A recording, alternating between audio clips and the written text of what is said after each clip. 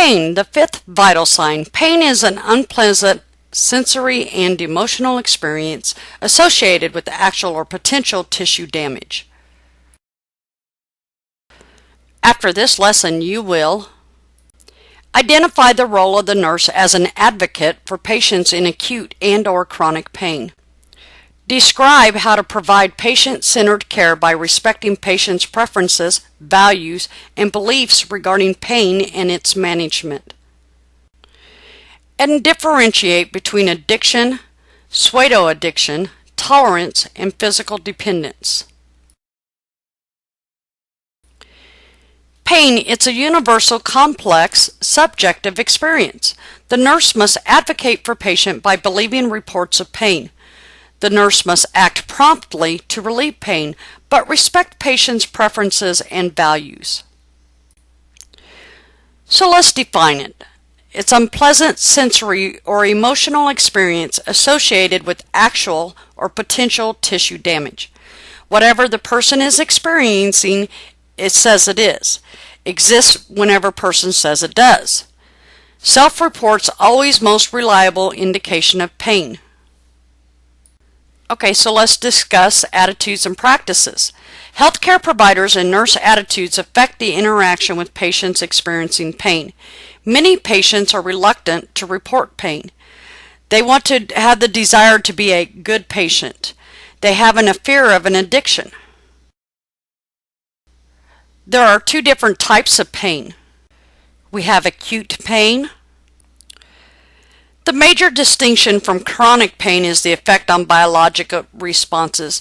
It acts as a warning sign, and there's an activation of sympathetic nervous system. Acute pain responses are an increased heart rate, increased blood pressure, increased respiratory rate, dilated pupils, and/or even sweating. Then we also have chronic pain, which includes cancer pain or non-cancer pain. It persists or recurs for an indefinite period, usually more than 3 months. Onset is gradual.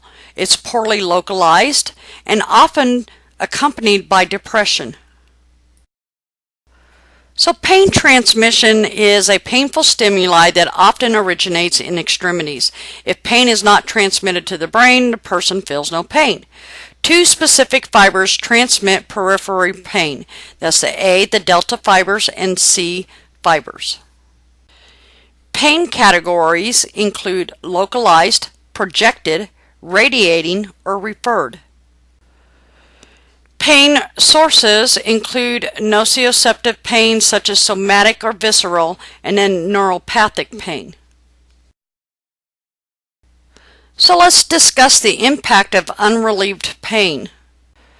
There will be a prolonged stress response, increased heart rate, increased blood pressure, oxygen demand, decreased GI motility, causes immobility, decreased immune response, delays healing, also provides increases for risk for chronic pain. It interferes with ADLs. It causes anxiety, depression, fear, anger, sleeplessness, impairs family, work, and social relationships. It costs Americans billions per year. There is an increased length of stay in hospitals due to pain, and they could lose their income or job productivity. So let's talk about the PQRST pain assessment. P, is it precipitating or palliative? Q, quality or quantity? R, region or radiation? S, what is the severity scale? And T for timing. Aging populations consideration for pain include greater risk for undertreated pain. The undertreatment of cancer pain due to inappropriate beliefs about pain sensitivity, tolerance, and the ability to take opioids.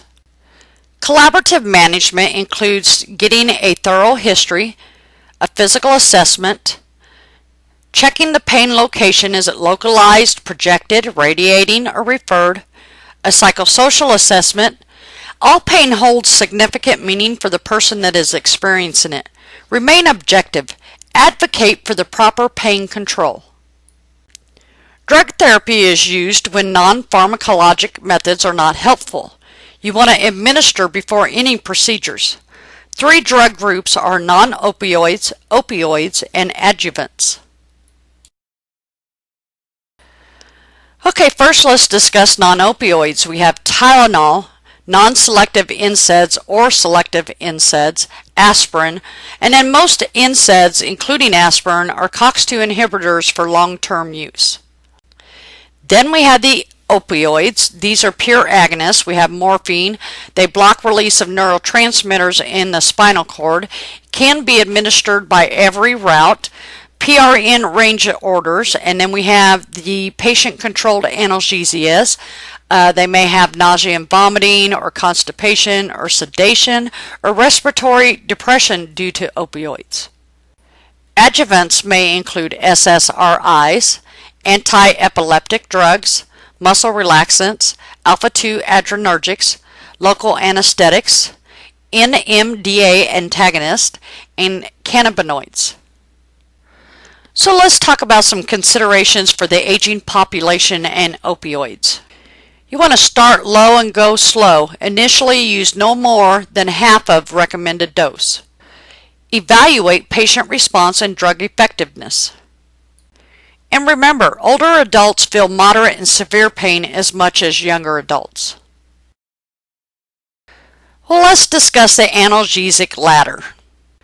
These are recommended guidelines for prescribing pain medications that the physician follows based upon a pain level of 0 to 10, 10 being the most severe pain. So level 1 is usually a pain rating of 1 to 3, and generally they will prescribe a non-opioid. Level 2 is a pain rating of 4 to 6, and you use a weak opioid alone or with adjuvant drug. Level 3 is a pain rating of 7 to 10, and generally a physician will prescribe the strong opioids. Our goal is for pain control and providing pain levels that are tolerable for the patient. Other mechanisms for pain control are PCA infusions, spinal analgesias, and implantable devices. Let's talk about other methods to assist with pain. Some physical interventions include complementary and alternative therapies, cutaneous stimulation, application of heat, cold pressure, therapeutic touch, massage, vibrations, even a TENS unit.